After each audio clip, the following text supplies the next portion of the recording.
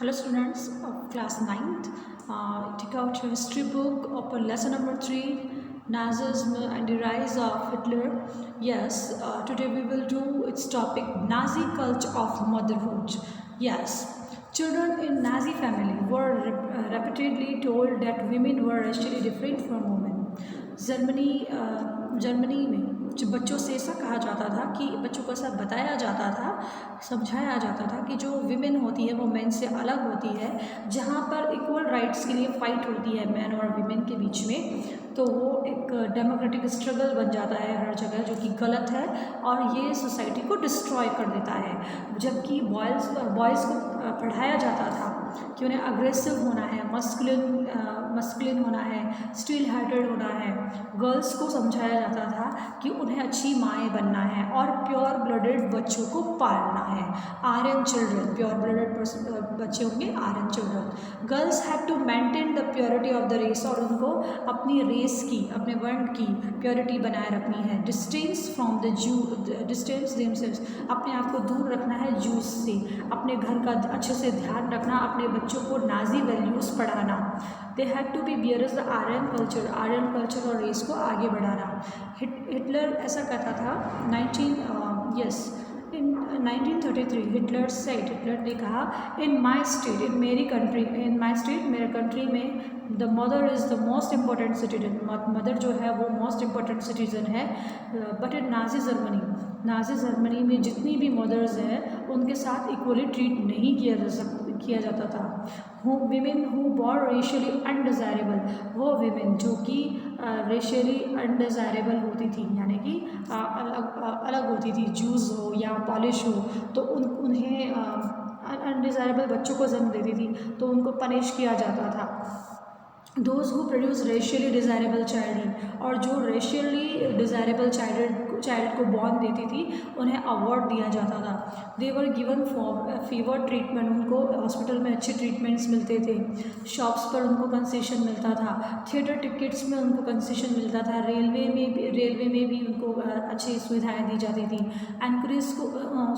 Women को encourage किया जाता था ज़्यादा से ज़्यादा बच्चे पैदा करने के लिए, क्योंकि नाजिज्म में ये चाहा गया कि नॉर्डिक आर्यंस के जो बच्चे हैं उनकी पॉपुलेशन को बढ़ाया जाए, प्योर ब्लड हो आर्यंस का।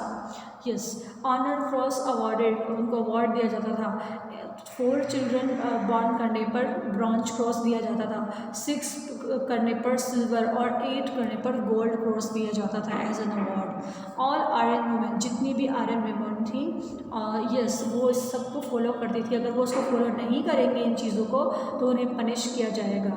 दोज हु मेंटेन, और जो वो औरतें, जो विमेन कॉन्टेक्ट बनाए रखती हैं ज्यूस से, पॉल से, रशियन से, तो उनको टाउन से हटा दिया जाता था। उन्हें गंजा शेव्ड हेडेड, उनके हेड्स, सर से बाल उतार दिए जाते थे, उनके फेसेस को काला कर दिया जाता था और उन्हें उनको लटका दिया जाता था। Ensure the honour the nation, ये सब वो अपने नेशन के ऑनर के लिए कर रहे थे। काफ़ी औरतों को जेल भेज दिया जाता था, उनके सिविक ऑनर्स को लॉस कर दिया जाता था, उनके हस्बैंड और उनकी फैमिली के साथ भी क्रिमिनल थिंग्स की जाती थी। द आर्ट ऑफ प्रोपेगेंडा, नाजीरिज्म जो है वो बहुत लैंग्वेज को और मीडिया को बहुत केयर के साथ यूज़ करते थे। जो चीज़ें, कुछ वर्ड्स जो है उनके लिए वो कुछ ऐसे वर्ड्स बोलते थे जो कि ऐसा लगे कि वो वर्ड्स काफ़ी चिलिंग है, काफ़ी ठीक है।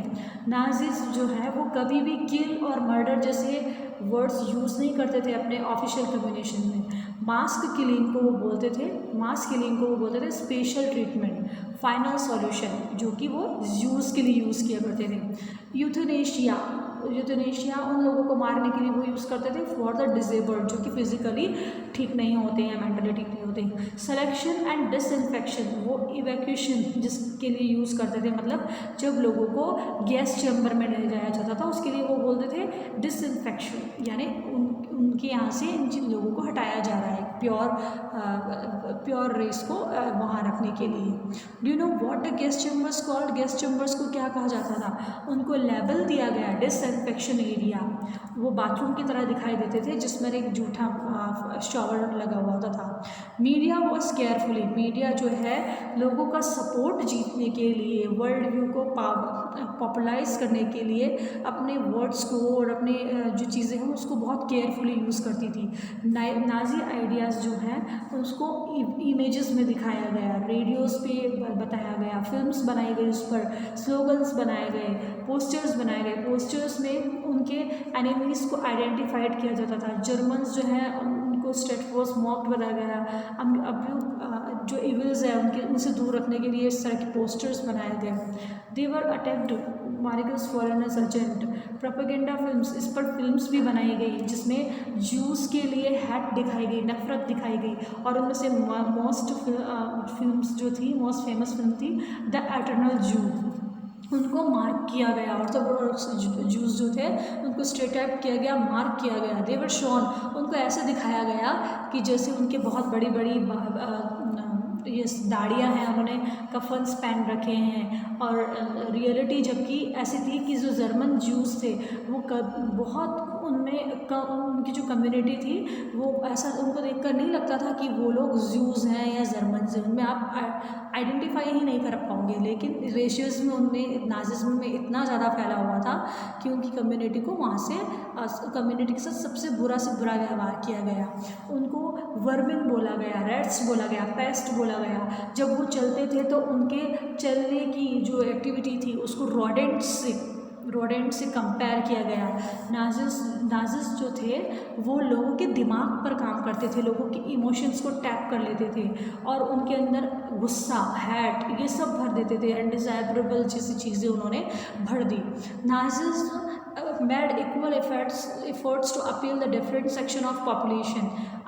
नाजिज्म जो है उसने अलग अलग तरीके से इक्वल एफर्ट्स किए, डिफरेंट अलग अलग सेक्शन पे लोग पॉपुलेशन के इक्वल एफर्ट्स किए। दे सॉट टू विन, वो ज़्यादा से ज़्यादा नाजिज्म के लिए, सिर्फ नाजिज्म के लिए अपना सपोर्ट चाहते थे। वो ये चाहते थे कि लोग ये समझें कि सारी प्रॉब्लम का सॉल्यूशन सिर्फ और सिर्फ नाजिज्म के पास है, इवन इट मीन्स हिटलर के पास है। Ordinary people and the crimes against humanity. Yes, how did common people react to Nazism. Common people Nazism के लिए कैसे रिएक्ट करता था। मेनी सा द वर्ड नाजियाइज, काफ़ी लोग जो थे नाजी सपोर्टर थे तो वो उनका नज़रिया ही नाजियों की तरह हो गया था। स्पोक देयर माइंड, वो अपने माइंड से नाजी लैंग्वेज ही बोलते थे। उनके अंदर गुस्सा था, एंगर था जूस के लिए, जैसा कि नाजिज्म में देखा गया। उनके घरों को मार्क कर दिया गया, जूस के घरों को मार्क कर दिया गया और वो नाजिज्म के थ्रू जो प्रॉस्पेरिटी आएगी उसमें बिलीव करते थे कि हमारी जो कंडीशंस है उसमें इम्प्रूव होगी। लेकिन जो भी पर्सन जो जर्मन में था, हर एक पर्सन नाजी नहीं था। काफ़ी ने इसके लिए रेजिस्टेंस भी लगाई, एक्टिव ऑर्गेनाइज भी की। यस, पुलिस प्रशासन, डेथ, इनके लिए भी उनसे भी वो लोग परेशान थे। लार्ज मेजोरिटी जो जर्मन्स की थी वो पैसिव ऑनलूकर बन गए। काफ़ी लोग इसके विटनेस बने कि किस तरह से वहाँ पर किया जाता था, कैसे उन लोगों के साथ व्यवहार हुआ। यस, ऑर्डिनरी पीपल के द्वारा लिखी हुई एक लाइन है, first they came for communist. पहले जो नाजिज्म है, नाजी जो थे वो कम्युनिस्ट के लिए आए, लेकिन मैं कम्युनिस्ट नहीं था तो मैंने कुछ नहीं कहा, इसलिए आई सेड नथिंग, मैंने कुछ नहीं कहा। फिर वो सोशल डेमोक्रेट्स के लिए आए, मैं वो भी नहीं था, इसलिए मुझे कुछ नहीं कहा गया। आई डिड नथिंग, मैंने कुछ नहीं किया। Yes, then they came to trade unions के लिए आए। फिर वो जूस के लिए आए, तो ना मैं ट्रेड यूनियन था ना मैं जूस था, सो आई डिड लिटिल, तो मैंने कुछ थोड़ा बहुत किया।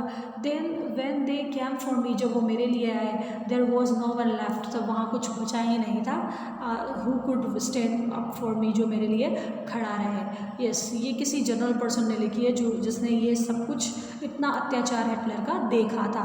What juice felt in Nazi Germany, juice जो यहूदी थे वो कैसा महसूस करते थे नाजी जर्मनी में, वो हम देखेंगे। चार्ल्स बैडेट, एक चार्ल्स बैडेट थे, उन्होंने सीक्रेटली लोगों के सपनों को अपनी डायरी में रिकॉर्ड करके रखा और फिर बाद में उसे पब्लिश किया जब वर्ल्ड वार समाप्त हो गया और हिटलर की हार हो गई, तो उसे थर्ड रिचेस्ट ड्रीम के नाम से जाना जाने लगा। उसने डिस्क्राइब किया है कि जूस जो है उन्होंने कैसे बिलीव करना शुरू कर दिया अपने खुद के बारे में, जैसा नाजी उनके लिए सोचते थे। वो सपनों में देखते थे कि उनकी हुक्ड नॉइज़ है, मतलब नुकीली नाक है, जैसा पोस्टर्स में उनके बारे में दिखाया गया था नाजियों के द्वारा। उनके काले बाल हैं, आंखें काली है, जूस जो है उनका बॉडी मूवमेंट है वो रोडेंट्स की तरह है। The stripper image publicly Nazi press hated the Jews, नाजियों ने जैसे उन पर अत्याचार किए, वो सब चीज़ें उनके स्ट्रीम्स में भी आती थी। Juice died many death even before they reach the gas chamber, जितने भी जूस को मारा गया गैस चैम्बर में डालकर, तो वो उस गैस चैम्बर तक जाने से पहले कई बार उसकी डेथ हुई, मतलब अंदर ही अंदर वो मर चुके थे गैस चैम्बर्स में जाने से पहले। Knowledge about the holocaust, information about Nazi practice had trickled out of Germany during the last year of the regime. Yes, resign के कुछ अंतिम वर्षों में इसके बारे में कुछ चीज़ें पता चली, but it was not after the war ended the Germany was defeated the world can realise to horrors what had happened. तो जब ये सब चीज़ें इससे पहले पता नहीं चली, जब जर्मनी हार गया, जब वार ख़त्म हो गया, उसके बाद लोगों को एग्जैक्टली पता चला कि जर्मनी में किस तरह से भय का माहौल था। While Germans had persecuted with the onslaught of the defeated nation emerging in the rubble, the Jews wanted the world to remember utters and suffering they had ended during the Nazi killing operation. जब Germans की हार हो गई, तब जो juice थे वो एक बार सिर्फ ये चाहते थे कि एक बार हम इस वर्ल्ड को बताएंगे कि नाजी किलिंग ऑपरेशन के थ्रू हमारे साथ कितना अत्याचार हुआ है, ऐसा होलोकास्ट में कहा गया है। At its height ghetto inhabitant had said to another he wanted to outlive the war just for half an hour. एक गेटो जहाँ पर इन लोगों को अलग करके रखा जाता था, तो उस गेटो में एक पर्सन की कही भी बात यहाँ पर बताई गई है कि मैं ये जो युद्ध ख़त्म होगा उसके बाद एक ही ओवर जीना चाहता हूँ, चाहे मैं एक ही ओवर ज़िंदा रहूँ, एक ही घंटे के लिए ज़िंदा रहूँ, लेकिन मैं ज़िंदा रहना चाहता हूँ। क्यों? क्योंकि मैं इस वर्ल्ड को, he wanted to be able to tell world about what had happened in Nazi Germany, कि नाजी जर्मनी में उनके साथ क्या क्या हुआ है। In this indomitable spirit of bear witness to preserve the document can be seen many ghettos. बहुत सारे डॉक्यूमेंट्स में जो गेटोज़ है, कैंप्स थे, डायरीज़ में उसके बारे में लिखा गया है, नोटबुक्स में उसके बारे में है। वॉर के थ्रू जो जैसे ही वॉर सेकेंड ख़त्म हुआ, लीडरशिप भी नाजी की ख़त्म हो गई। Yes, yet the history and the memory of the holocaust live in memory fiction. ये जो चीज़ें हैं, ये इतिहास जो है हॉलोकास्ट में जो यादें लिखी हुई है, ये सब फिक्शन के थ्रू लोगों को पता चली बाद में धीरे धीरे, और ऐसा बना रहेगा, लोगों को पढ़ने के लिए मिलेगा फिक्शन के थ्रू, डॉक्यूमेंट्स के थ्रू, पोइट्रीज़ में, मेमोरियल म्यूजियम्स में इसके पार्ट्स के बारे में है। Yes, we have done this chapter now. Yes, if you are unable, then you can see it's twice or thrice, and you will be able to understand. Have a nice day. Bye.